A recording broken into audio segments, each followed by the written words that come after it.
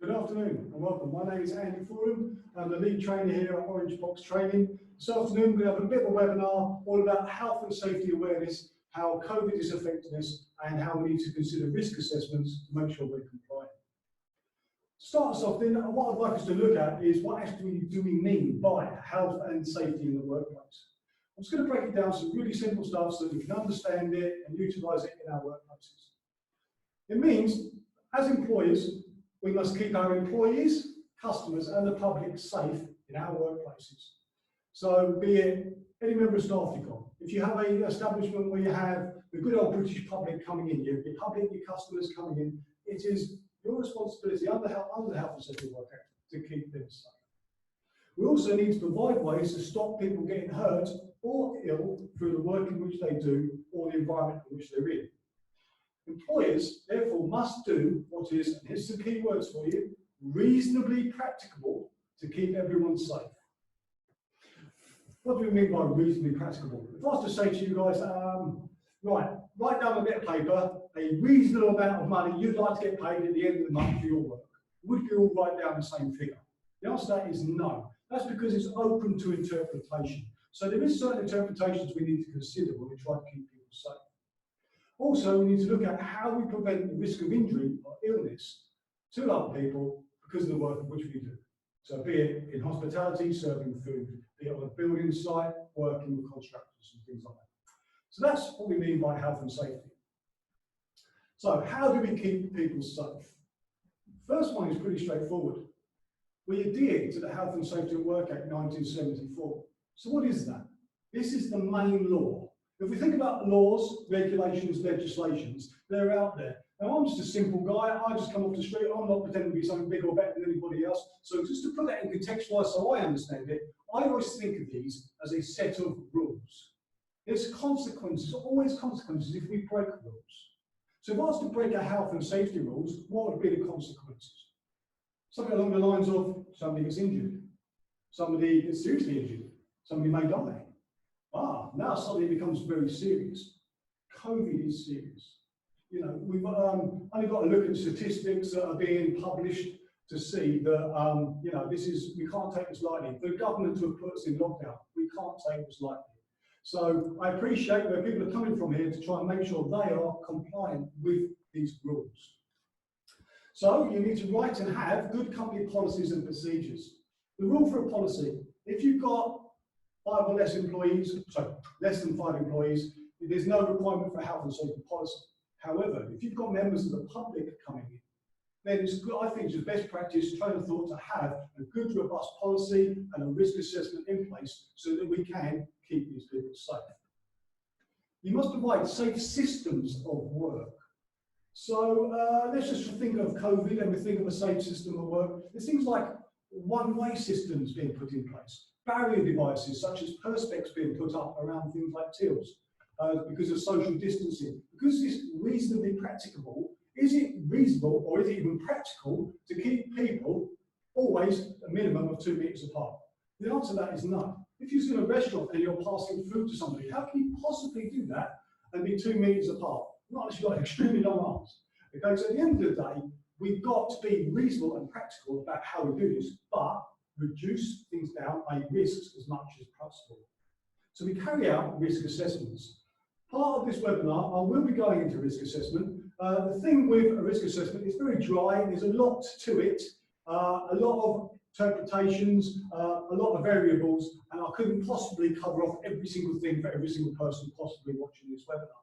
But I can give you a bit of an overview. I've gone away, done my due diligence, and I've researched, and I took hospitality, so we've got members of the public, staff, and we're going to look at some basic risk assessment factors that we need to consider and how we can reduce these down as best as possible. So then employers need to cooperate. This is an important part of this. If you're an employer and you're employing employees, they need to cooperate, but so do the public, so do your customers, and it's your responsibility to ensure that they do comply. This is, like I just said, how we're going to keep people safe. We have a legal responsibility then. The legal responsibility means that people must comply with the rules, or they may be and could be punished by the law. Just recently, this very Monday, just a couple of days ago, we've got things coming out. It's changing all the time. So we're being informed by media, by watching TVs, by watching the government saying these rules. You can't miss it. You're going to pick it up. And things like this, the rule of 6 at the moment. Yeah, so we've got these. What happens if we break the rules? Well, this law will be upheld. So I can see why employers are taking this very seriously and rightly so. But I don't want to. It's not. I don't want to sound threatening or anything like that. But I just want you to be aware of. We must comply. It is a law of the land. That links to our British values. Must adhere to the law of the land.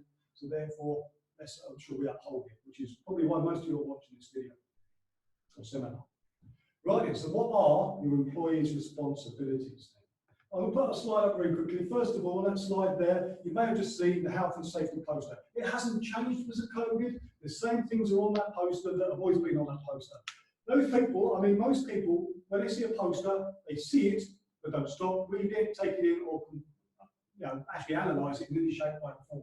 So I'm just going to reiterate some of the things that's on the health and safety poster. One is what the employer must do to comply to health and safety.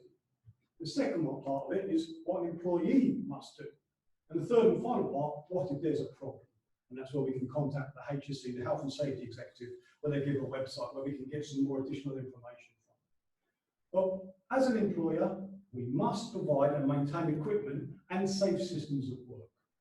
Must ensure that materials are correctly stored, handled. So materials such as cleaning materials. Once we've cleaned down a table because of COVID, we sprayed it, we wiped it, we cleaned it, then materials then still come under COSH regulations. Things haven't changed. We still must comply to all of the other things that we had to comply with in the past.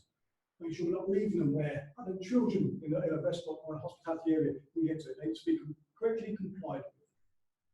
What about our staff? We've got to make sure that our staff are correctly trained, instructed, supervised. So they are following the rules. These haven't changed because of COVID. These are the set rules that have been around and amended since 1974. Like I said there, we must provide a safe working environment. Not just safe working environment. When we talk about work, if you're in an industry where the British public can come in, remember it's our responsibility to keep them safe. Where possible, I'll try and go off on little bits of tangents and I'll come back round. So I'd like to give examples so we can actually contextualise and see what I mean when I'm saying some of these rules. So if we had a shop, and in our shop, let's just say now we've got some milk in our shop, and some member of the public takes milk, it slips out of their hand, and it falls on the floor and it splashes. Yeah, I'm sure we've been in the shop where possibly that's happened. You might hear the intercom system, bing bong, somebody go to the milk aisle please, to clear up the spillage. They'll cordon out the aisle. They'll pull up the signage to say risk of slip and fall. They're doing whatever reasonably practicable to keep not only their staff safe, but the public and the customers safe. That is an employer's responsibility. It's our responsibility also to write and have good, robust risk assessments in place. You may have a health and safety representative that can help write that for you or put that into place. You may be employing other outside agencies to write and put that in place for you, but it needs to be done. Then we've got to look after the health and safety of others. That, like I said, that includes the public. PPE, obviously that was very controversial at the beginning of COVID, where there wasn't enough of it to look after our National Health Service, but pretty much that problem's resolved now. I can just lift up some things along the lines of face masks, gloves, if you're carrying out first aid, things like face shields, so you can conduct first aid safely. And if you haven't already seen it, there is a webinar on first aid linked to this very Tees Valley process. So if you want to see that, please feel free to tune in, because I've covered these things in great detail on the first aid side. PPE, just remember that it's with certain guidelines, let's say I'm coming into a shop, it's actually the members of the public's responsibility to ensure that they provide their own possibly on this. But wouldn't it be nice if we had a contingency plan? Maybe a pack behind the entrance. So if someone comes in that's not wearing one, that should be wearing one, it can be offered to them. I believe that's good customer service. Customer is king, as they say. We can think about this within our risk assessment, saying yes, every member of staff needs to be wearing a face mask when they come into our establishment. But then we can also be doing something that's reasonably and practical to help that customer out in case they didn't come equipped. If I walked in the shop and they looked after me like that, I'd be returning. Food for thought, maybe. That's an employer's responsibility. What about the employee, the people you employ, the staff? They must take care of their own health and safety and that of others. So if you put in your social distancing guidelines, you should be upholding it, they should be upholding it, they should be complying to this, keeping themselves safe, keeping others safe. I apologise if I hit the mic, I've done it a couple of times now. An employer needs to cooperate with you, the employee. If you have put a set of guidelines in, the employee must comply with what you said. Big thing here, not interfere with anything that is in the interest of health and safety. So again, if you have provided your customers with some face shields, you don't want your maybe employees taking a few of them home just because they're a bit short themselves. Yeah, that's interfering now with something you put in to keep others safe.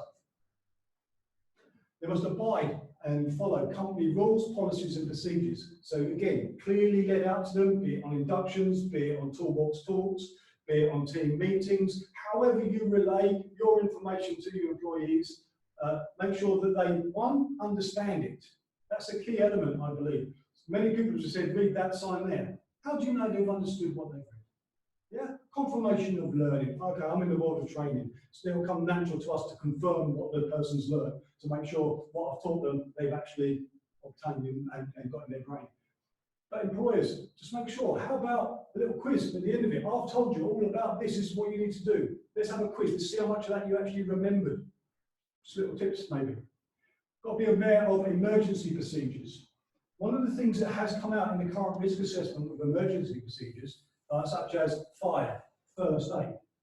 Well, how do we comply? How do we keep social distance when there's a fire in the premises? How do we keep social distance if I've got to do CPR on somebody or put them in the recovery position?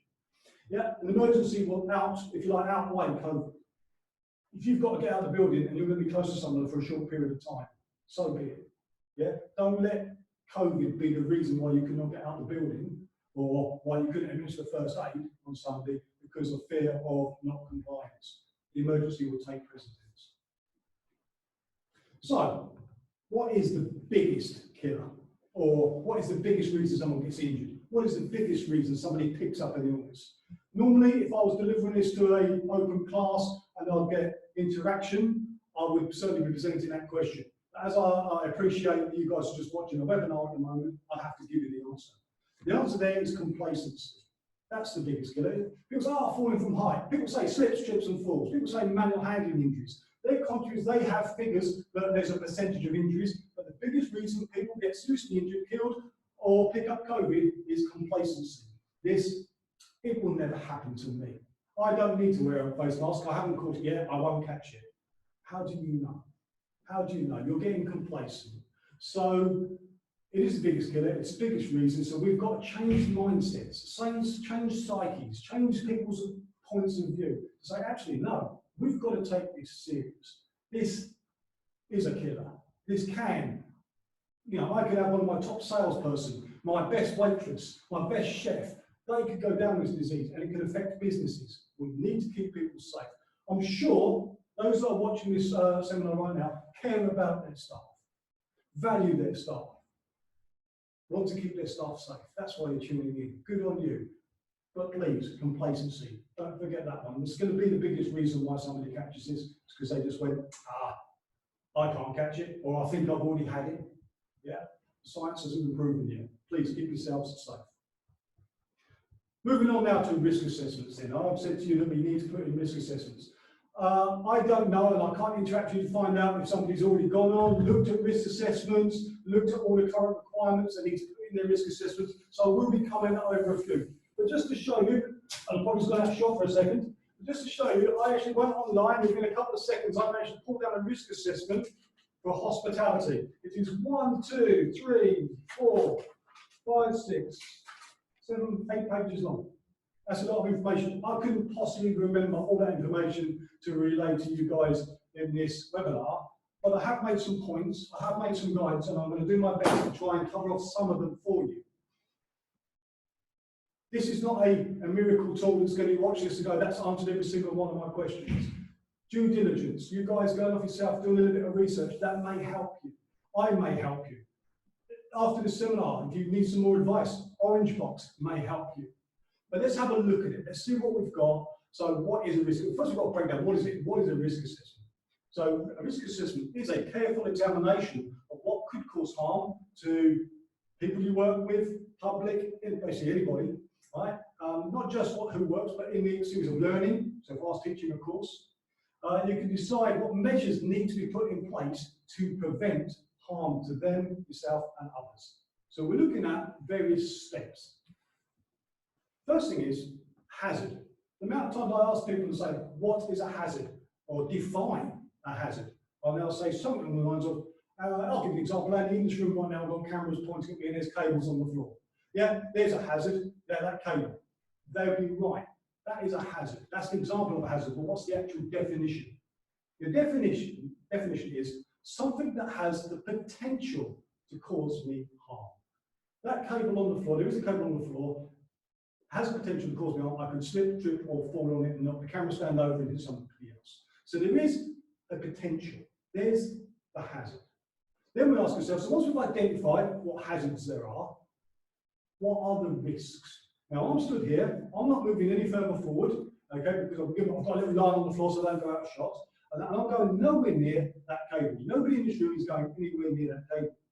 So the risk is the probability or likelihood of someone suffering from the exposed of that hazard. Because I'm going to go near it, the risk to me tripping on it, very minimal, because I'm going to go nowhere near the hazard. If I had that cable right across the floor here, and I was to be stepping over it all the time whilst teaching or presenting to you right now, the risk has increased. There's now more chance. So now when we start looking at COVID, yeah, a hazard is the virus, the risk. There's certain risk factors, how we can contract that disease, how we can contract that virus. And I've got some information for you on the latest government guidelines or latest government's research actually says how we contract that virus. But let's just go back to the 5 steps of a risk assessment. If you've never read one or never put one in place before, there's 5 basic steps. I've just again put up a slide for you. Hopefully we've all just had a chance to see it. I don't know how long it's on the screen for. What I do know is these slides will be available to anybody after this webinar, so you can get a copy of them. You can see what's been covered throughout this webinar, and you can refer back to that at a later date, because I wouldn't expect you to be able to read them on screen and immediately take all the information in. So step 1, like I just said, look at what the hazards are. Look in your workplace, look at hazards, and obviously COVID being one of your new hazards. Decide who might be harmed from these hazards. That's step 2. Step 3, evaluate the risks. What are the risks? And then put in your control measures. Put in whatever you can to prevent that risk from happening as far as reasonably practicable. There's your key words. As far as reasonable. Sometimes we can't stay 2 meters apart. Then we go less than 1. Then they say 1 meter. There's certain things we can do within that 1 meter. Be in that 1 meter zone for as short amount of time as possible. I'll go through some more with you later on, but that's just to give you an example of what I mean by control measures. We then need to record our findings and then apply them. Put them in some documentation. Put them out there. Put them on your intranets. Get them fed out to all your members of staff so they can see the risk assessment, so they know what they need to do to be able to adhere to it. And finally, review your risk assessment, update it. COVID is changing. We're learning about this virus all the time. We're learning about how it's transmitted. Yeah? Autumn's coming, winter's coming. We can already see levels going up. Why? There's people, very clever people, clever themselves, going out there at the moment and actually analysing data, then feeding that back and feeding it back to good people like ourselves so that we can then instigate and review this and amend our risk assessments. I'm already on version 2 of our risk assessment for delivery and training. Already. And we've only been back a couple of months with that. Yeah? So it's changing already, so it needs to be reviewed. But there are your 5 major steps. Moving on to the next slide then. I've chose hospitality. The reason I've chose that as an industry, if you like, is because it does cover staff, it does cover an employee, it does cover the British public and customers. So really, I've chosen an industry that covers a little bit of everything. So I will be looking at a few major areas that we need to consider in our risk assessment. I'll just read them out to you. I've got them here in front of me there. So transmission from non-essential workers. So we need to look at that. Well, how can we reduce that down? And again, I'll hopefully talk you through some points where we can reduce that down. Individual workers at high risk from contracting COVID. What if you've got a member of staff that is on chemotherapy? What if you've got somebody who's naturally got a respiratory condition, maybe asthma? They could be working with you. They're good employees, they're loyal employees. They can do their job, yeah, but they could be at a higher risk than a fit, able person. I'm not saying that they're not at risk, but they could be more at risk. So what's our countermeasures? What are we doing to protect them because they are at a higher risk? I have got a fair old bit of information for you on social distancing to try and eradicate any confusion. Yeah, it got a little bit hazy there for a minute. Was it 2 meters? Is it 1 minute? Can we shake hands? Can we not shake hands? Can we cuddle each other? You know, or whatever. You know, let's have a little look. I'll try and give you the current guidelines of what I found out when I was doing my due diligence for this webinar, and I'll let you know what I found. Then the importance of hygiene. Yeah, we've got, hopefully you've got things like posters up about wash your hands regularly, don't touch your face, you know, use sterilisation fluids such as this regularly, so that you are decontaminating your hands of anything you may have touched or bacteria you may have picked up. Then we've got to think about food safety. Yeah, if we're working in a hospitality environment, we may be issuing food out to customers. Then we've got all of the food guidelines. So actually, there's a fair old bit to think about, because with food comes infection control. So hopefully you've got staff that are highly trained on food safety, got food safety qualifications, got some knowledge, and they can relate back to that and how COVID affects them. Then you've got the good old public coming into your, possibly into your establishment. How are we keeping them safe? The second they walked into your establishment, they come under your banner, your windows, your responsibility. Law says they're down to you now. You've got to keep them people reasonably safe. Deliveries. What happens if you have a delivery driver? He or she rocks up and you've got to receive deliveries, signed documents. These are all other factors we need to consider when with COVID in the air and the jobs in which we do. And emergency arrangements, I have kind of touched on that already, that how really down to your own preference, but how you deal with an emergency and how much COVID you want. You know, your 2 meter space, if you want to let it just temporarily go out the window just whilst you're getting out of the building because of a fire, well, you know, let's believe a bit of common sense does still exist. I know they say common sense is rare these days, but no, it still exists. So these are the main hazards related that I found to hospitality. Before I go on to the main hazards, how is COVID-19 transmitted? There's all sorts of weird and wonderful things being put out on the internet. I went on certain Gov websites and I've done the research, and I'll just read these out to you pretty straight here. So, direct person-to-person contact, right? If an infected person breathes droplets onto you, or you pick them up through physical contact with an infected person, there is one way we can contract COVID. So there's droplets. Now, I think we can already see where we're going when it comes to countermeasures for that one. And direct contact, shaking of hands. Somebody sneezed, somebody coughed into that hand. Haven't used any sort of bacterial wipe. Haven't used any sterilisation cream yet. You meet them, how are you doing? Good old-fashioned manners, saying hello to somebody. Contact. Could we then just transmit the disease over? Yeah?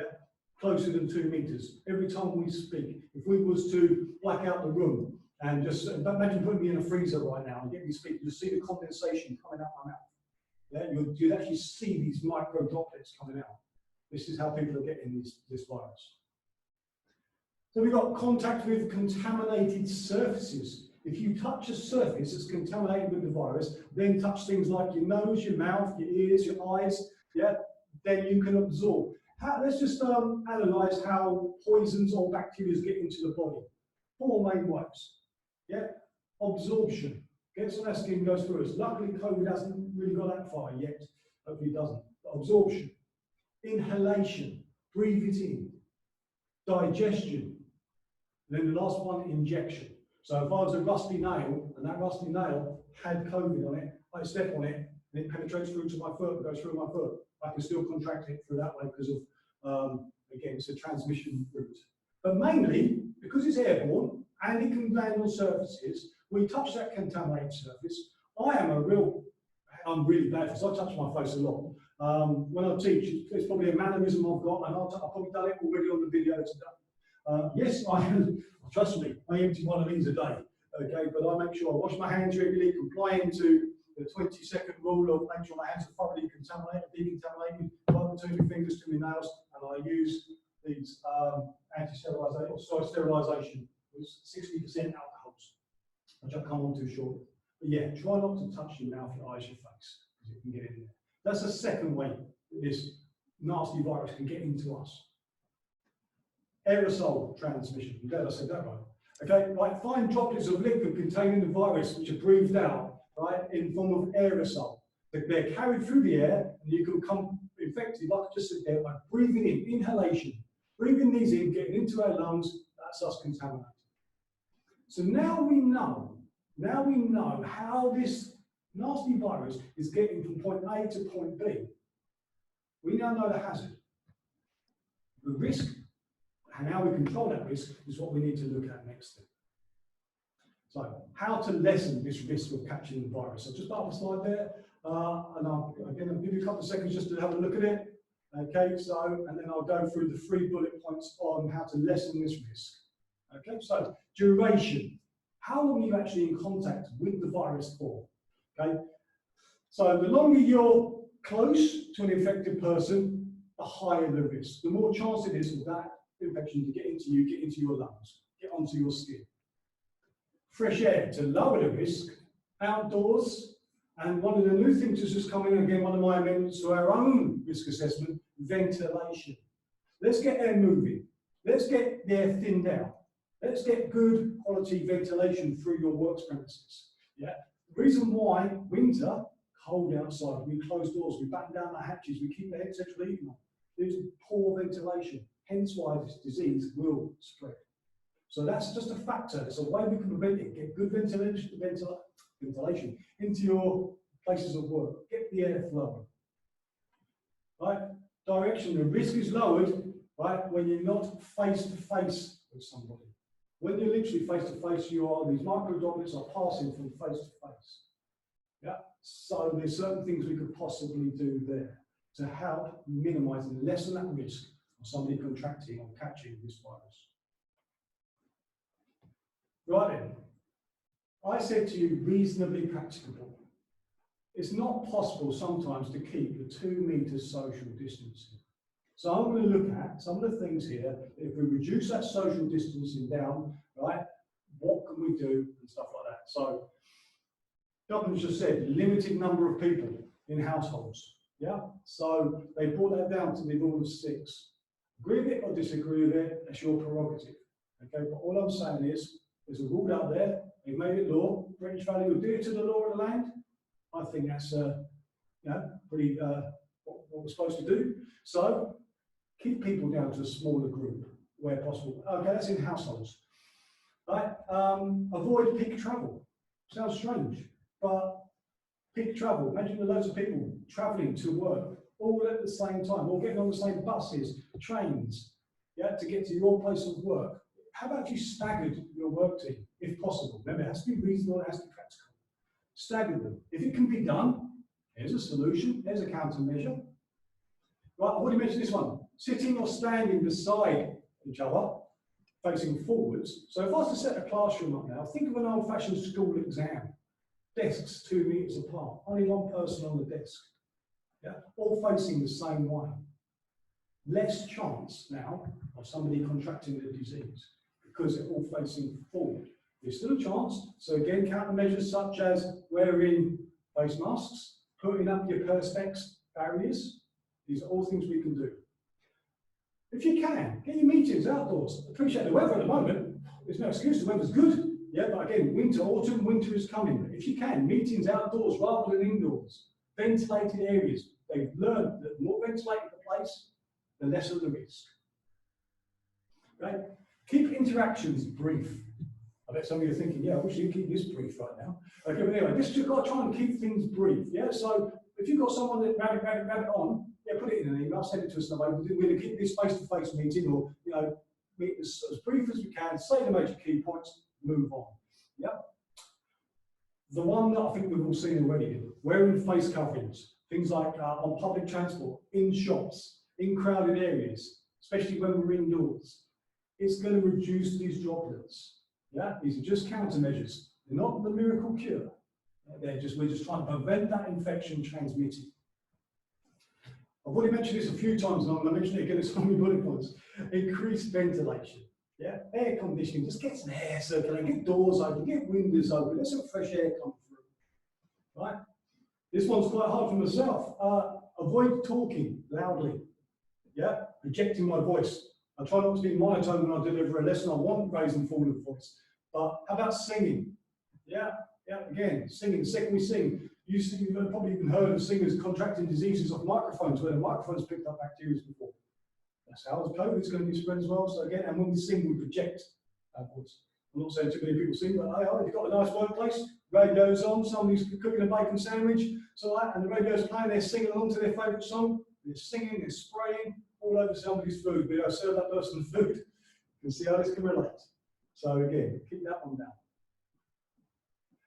Minimising risks to surfaces then.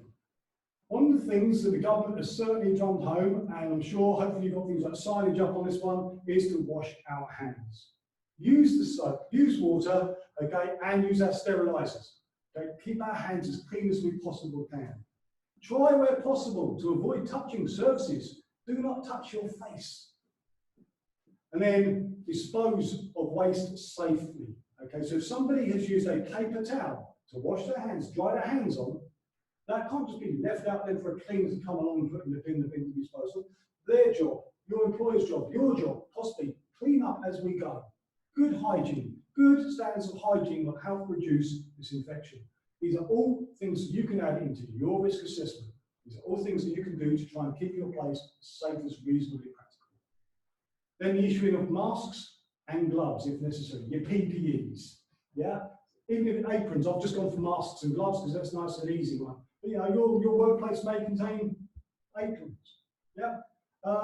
I've seen places where they'll make a sandwich and immediately, once they've made that sandwich, take their gloves off, serve the next customer a fresh pair of gloves on to serve them. Good practices, things like that, good practices in place will minimise contact to surfaces. Main hazards in relation then, so let's go through some of these things I said, which I've picked up off of this risk assessment. So the first one I said was transmission from non-essential workers. I've got a question for you.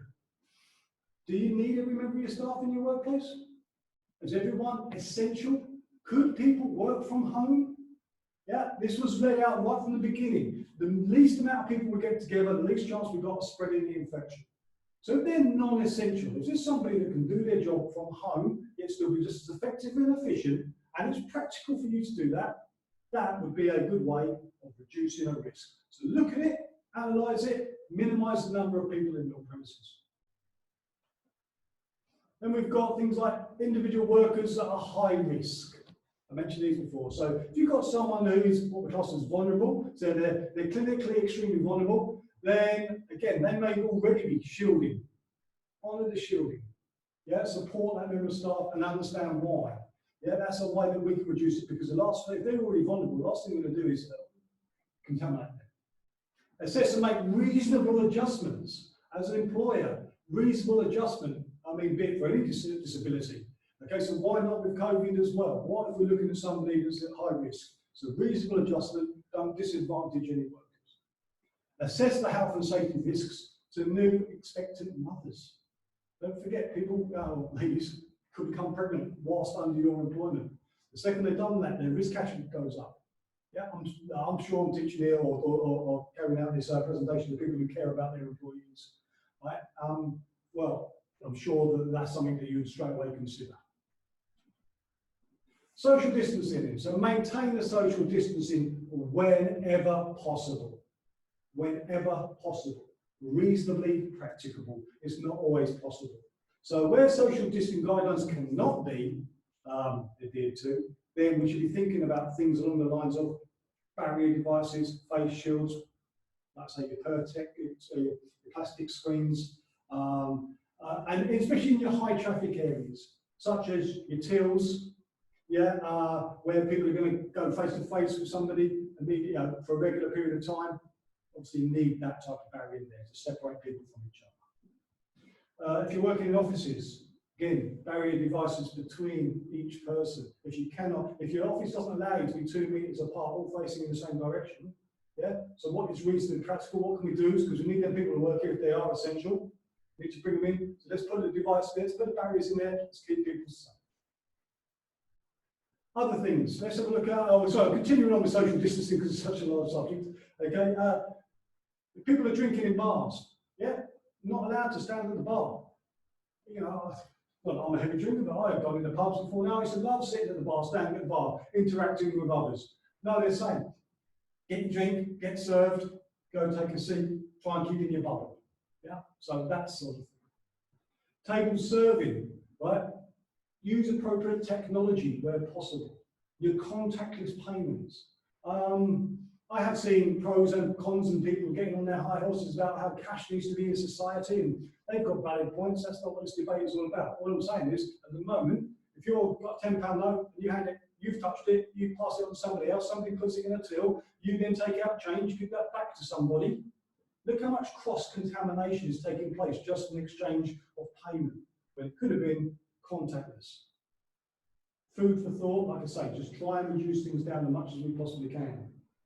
Setting up of 2 meter signage, one-way systems. Yeah, these are the things that we need to have in place.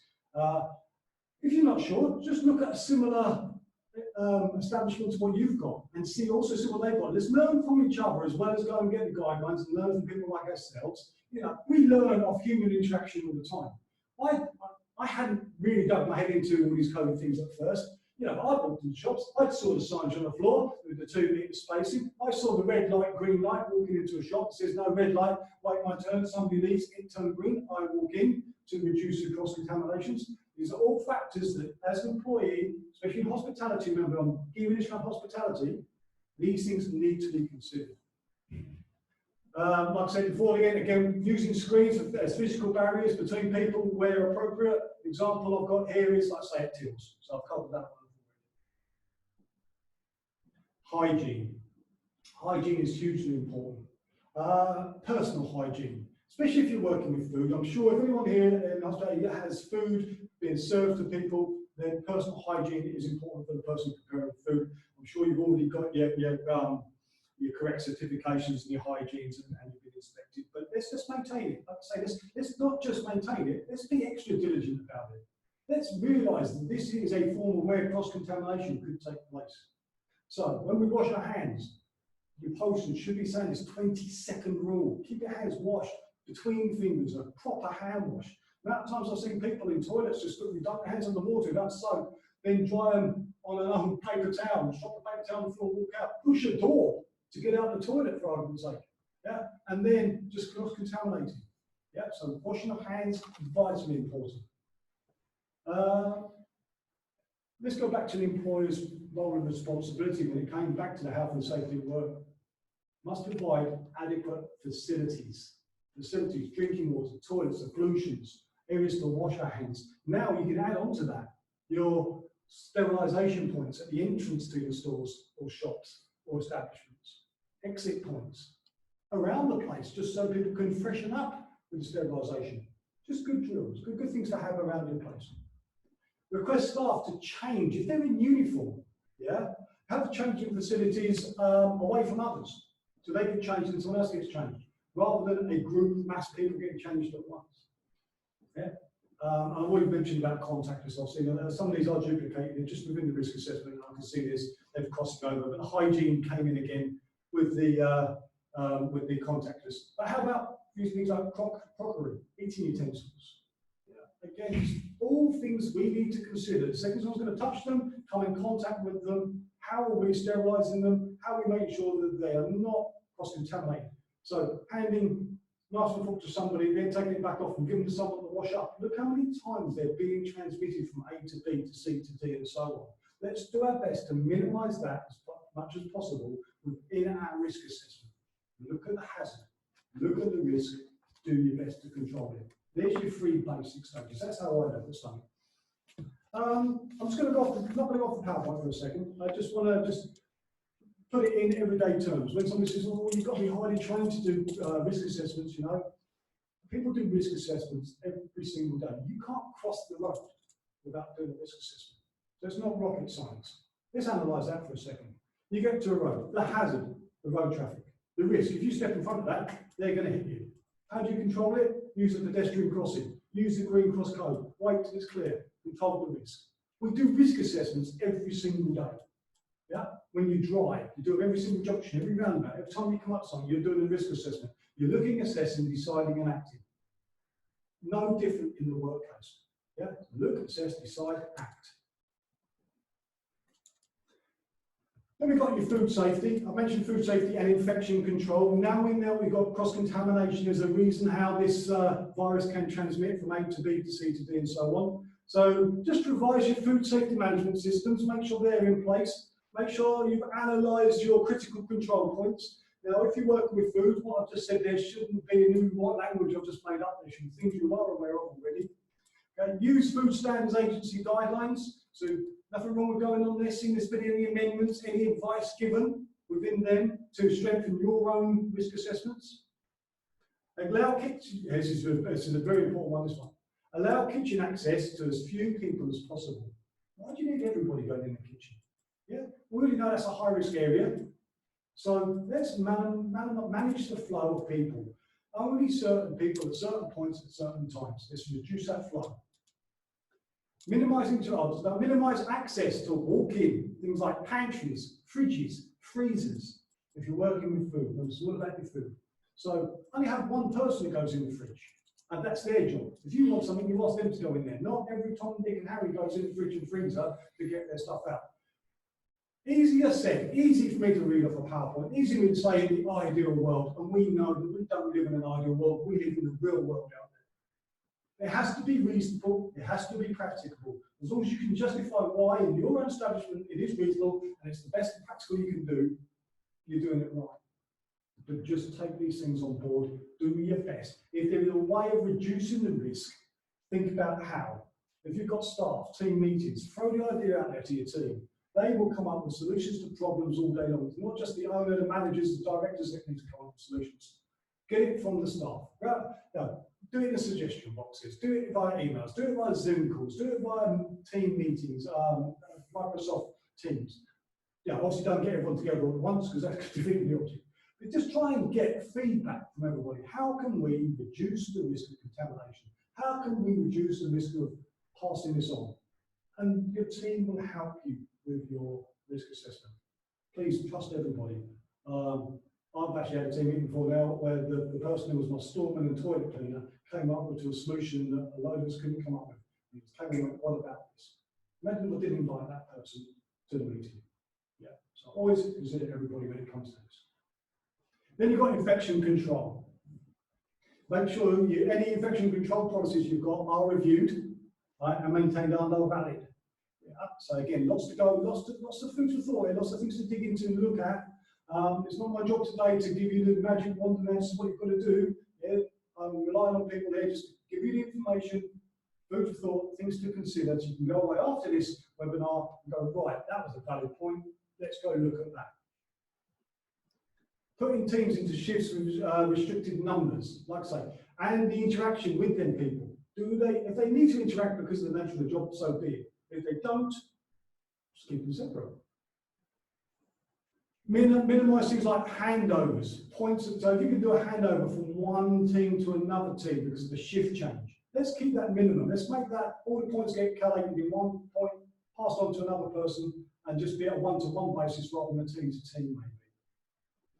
Oh, well, look at this, look, it's come in. This is obviously a very, very hot one. I know it's come in because it wasn't as highlighted as much as it is now, but opening windows and doors frequently to encourage ventilation where possible.